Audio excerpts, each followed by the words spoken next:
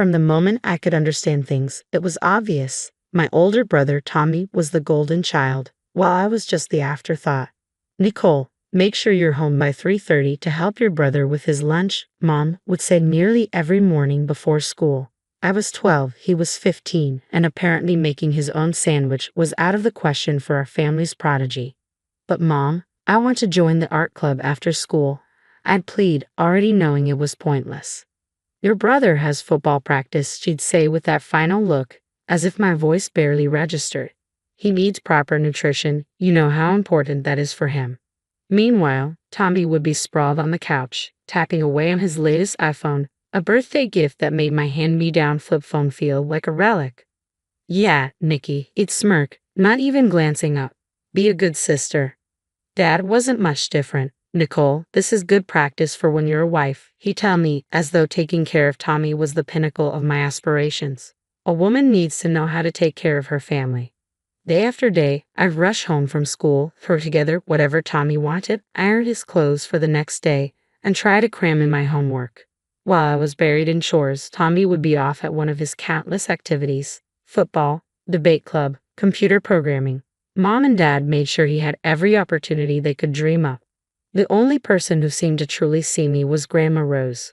Her old Victorian house across town became my sanctuary. Whenever I could, I'd bike over there, racing through the tree-lined streets until her cozy wraparound porch came into view. There's my girl, she'd call from her garden, her silver hair glinting in the sunlight. In her house, there were no favorites, no golden children, just warmth, cookies, and love that didn't come with conditions. Her place was old and a little worn, with creaky floorboards and peeling wallpaper, but every imperfect inch felt like home, and the way Grandma treated us was what made it special. Whether it was Christmas, a birthday, or just a regular weekend, she made sure Tommy and I got the same treatment, the same thoughtful gifts, the same loving hugs. It drove Tommy absolutely crazy. One day, it all boiled over. It was Tommy's 16th birthday, and Grandma had gotten us both new tablets, identical high-quality ones. Tommy looked at his and exploded. "Are you kidding me?" he yelled, his face red with anger. "Nicole gets the exact same thing as me on my birthday." Grandma sat calmly in her armchair, hands folded. "Tommy dear, I love you both equally." "That's not fair," he was practically shouting. "Mom and Dad give me better stuff because they know I deserve it. I'm the one with the grades, the sports achievements, the future. Nicole just exists." I felt stunned, but Grandma didn't even flinch. She stood up, somehow towering over him. "Thomas Michael Parker," she said, her voice calm, sharp as a knife. "You will not speak about your sister that way in my house or anywhere else." Tommy stormed out, slamming the front door so hard that Grandma's china teacups rattled. I thought that was the end of it, but the next day, Grandma showed up at our house, unannounced. I listened from the top of the stairs as she confronted my parents. Her voice was low but firm. "The way you're raising these children is unacceptable," she said. "The favoritism needs to stop." Mom tried to argue, "We're doing what's best for both of them." Grandma's voice was cold. "Is that what you call it? Well, if you want my financial support for their upbringing, things need to change." I could hardly believe what I was hearing. Later that night, I overheard my parents talking. "We can't afford to lose her money," Mom whispered. "We need it for Tommy's college fund." "I know," Dad sighed. "We'll have to play along, give Nicole some things too, keep her happy." Within a week, everything changed. I was finally enrolled in the piano lessons I'd begged for since I was 10. A new iPhone appeared on my nightstand, and my parents even started asking about my day. But it all felt hollow. The next time I saw Grandma, she was in her garden, tending to her roses. She looked at me with a knowing smile. "You know, dear," she said, clippers in hand, "I get detailed reports of how every penny of my support is spent. Your parents seem to be making much better choices lately, don't you think?" It was a strange, bittersweet feeling, realizing that my parents' affection came with strings attached. They ask about my day, attend my school events, and buy me things, but I knew their hearts weren't in it. Their eyes still lit up in a different way when Tommy walked into the room. Eventually, I learned to accept it. At least now, I didn't have to spend every afternoon as Tommy's personal maid. When Tommy graduated high school and got into a university 3 hours away, it was like he'd won the Nobel Prize. Mom and Dad threw a huge party, inviting everyone they knew. Grandma Rose sat in the corner, watching with that knowing look in her eyes. For the first few months, family dinners were filled with tales of Tommy's college life, his professors, his bright future. Then one day, Dad came home waving an official-looking letter, his face purple with rage. Tommy was on academic probation, at risk of expulsion. All those study sessions he'd been boasting about had really been parties. Grandma Rose showed up the next day, angrier than I'd ever seen her. "If you don't get that boy in line," she told my parents, her voice like steel, "don't expect me to pay for another college when he gets himself kicked out." The threat of losing Grandma's support sent my parents into a panic. They drove to the university that weekend. Whatever they said must have shaken Tommy, because when he called home the next week, he sounded different, subdued. For once in his life, he had to face real consequences. By some miracle, he managed to pull his grades up enough to stay in school, and he eventually graduated. Meanwhile, I was accepted into the business management program at a nearby college. Grandma paid my tuition, though my parents barely seemed to notice. When I was in college, making the dean's list was celebrated with nothing more than a phone call from Grandma. 4 years flew by, and suddenly, it was graduation day. Grandma was there, beaming proudly. My parents showed up too, but they spent most of the ceremony talking about Tommy's new job. By then, I didn't care. I had my degree and, better yet, a job offer from Parker and Associates, one of the largest marketing firms in town. When Grandma Rose passed away, it felt like the world paused. At her funeral, I could have stopped staring at her garden, wondering who would care for her beloved roses now. A week later, we gathered in her attorney's office for the reading of her will. Tommy flew in from out of state, dressed in a pricey suit that made him look like a kid playing dress-up. Mom and Dad sat between us, as if they still needed to be referees after all these years. Mrs. Rose Parker's estate, the attorney began, is to be divided between her 2 grandchildren, Nicole and Thomas Parker. The division is to be decided by their own choice. One will receive the house and the other $500,000. The first choice goes to Thomas as the elder grandchild. Tommy actually laughed. "Is this a joke?" He looked around the room. "You really think I'd want that musty old house? I'll take the money. I've got big plans. I'm going to start my own business, show everyone what I can do. Nicole can have the house with all its weird smells and creaky floors." My heart raced. Grandma's house, my sanctuary all these years. "I'll take it," I said quietly but firmly. The next few years were a whirlwind of hard work and determination. I threw myself into my role at Parker and Associates, breaking sales records and eventually getting promoted to head of sales.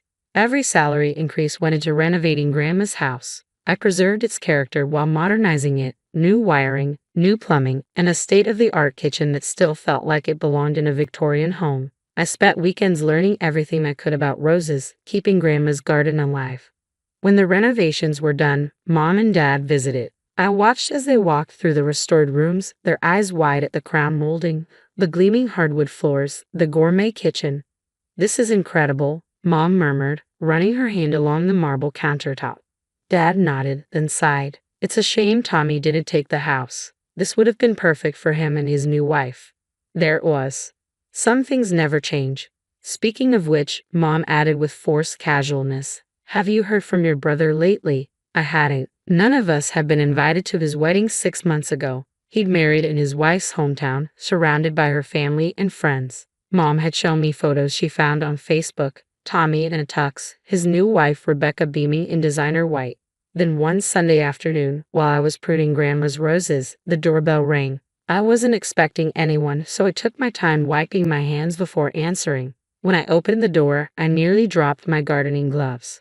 Tommy stood there, looking nothing like the successful businessman he portrayed on social media. Beside him was Rebecca, eyeing my home as if conducting an inspection. Tommy gave me a strained smile. "Can we talk privately for a minute, Nikki?" We stepped into Grandma's old study, now my home office. Tommy closed the door, his face desperate. "I need your help, sis," he whispered.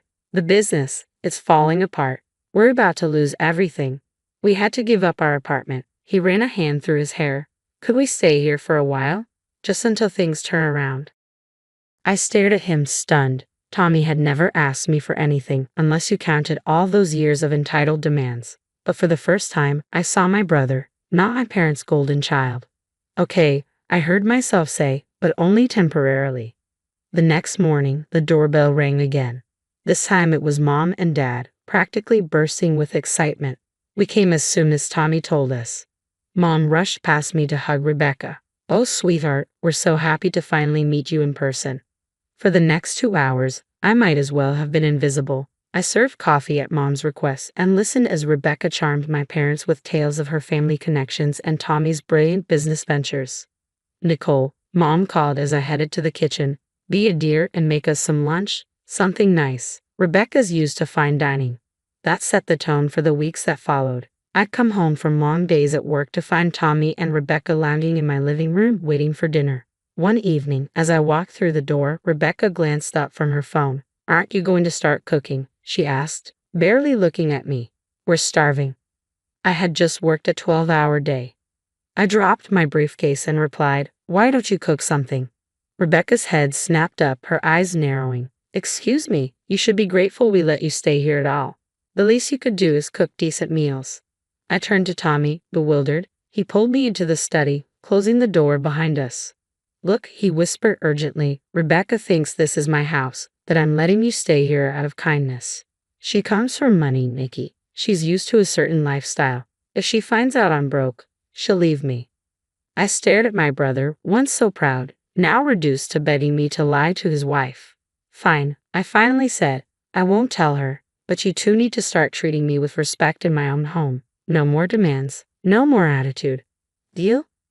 "Deal," Tommy said, relief washing over his face. True to his word, Tommy's demands for home-cooked meals stopped.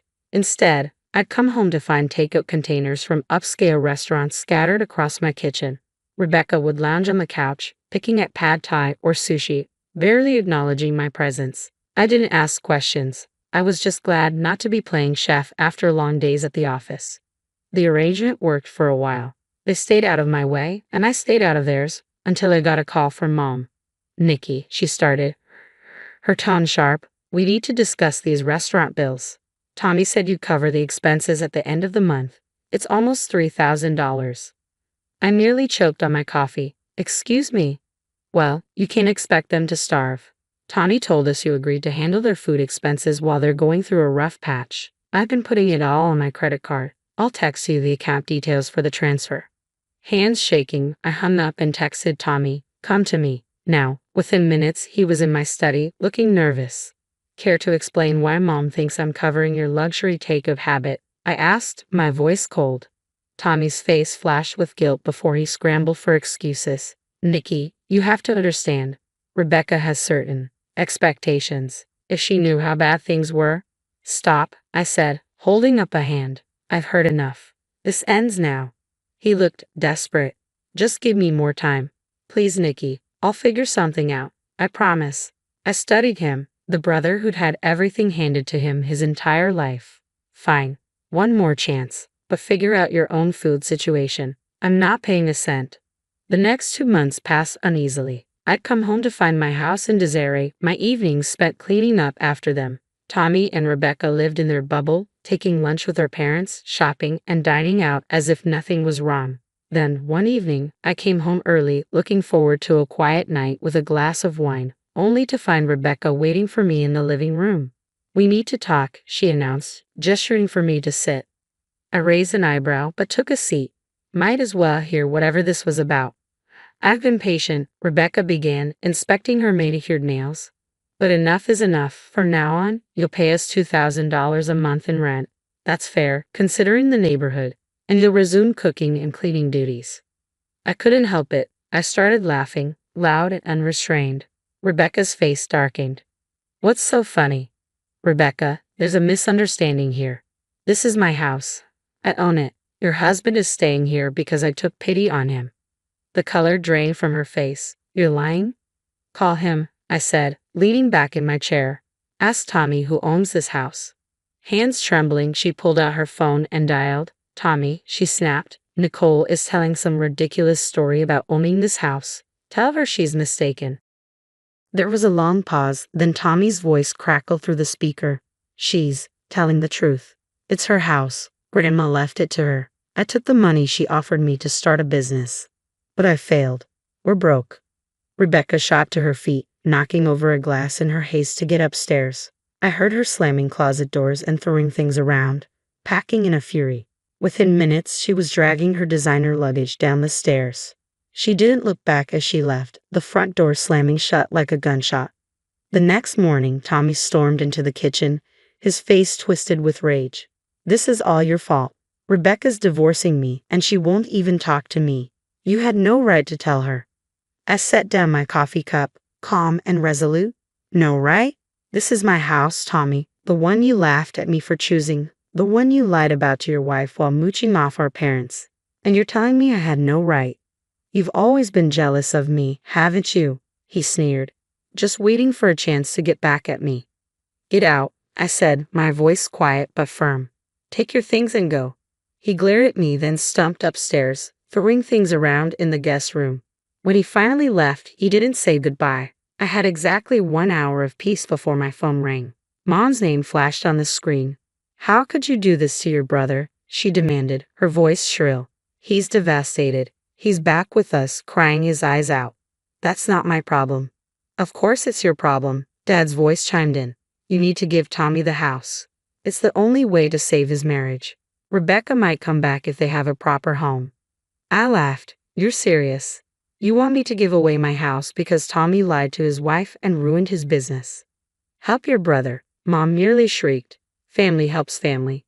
I felt years of resentment bubbling up. Where was that family spirit when I was cooking and cleaning for Tommy? When you ignored my achievements to praise him? Grandma's the only one who ever treated me like family, and she left this house to me. Conversation over. 2 months later, I heard through colleagues that Tommy's company had officially declared bankruptcy, and his divorce was finalized soon after. He was living with our parents, who still called it regrouping, their favorite euphemism for Tommy's failures. One Sunday, all 3 of them showed up at my door. I watched through the security camera as they rang the bell again and again, Mom calling out, "Nicole, we need to talk as a family." I picked up my phone and sent a single text to all 3. "Please leave. Do not come back or I'll call the police." They eventually left, but not before Mom left a casserole on my porch with a note about forgiveness and family obligations. I donated it to the homeless shelter down the street. These days, my life is peaceful. I tend to Grandma's roses, which are blooming beautifully. My career is thriving. I made Executive VP last month. I feel good, and it's all thanks to Grandma.